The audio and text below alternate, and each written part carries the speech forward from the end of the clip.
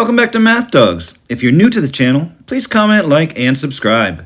If you have any questions, please comment down below. Problem number 6 says a fence is to be built to enclose a dog play area. The rectangular space measures 24 feet by 28 feet. What perimeter of fencing is needed for the play area? So this is an application problem, and I'm going to look to my question to see what we want to find, and it says what perimeter of fencing. I know that it's going to be a rectangular space, and so I can draw a picture to help me visualize. Here's a rectangle, and the play area is going to be 24 foot by 28 foot. And I want to find the perimeter of fencing. So I want to find out how much fencing is going to go around the outside edge in order to enclose the play area.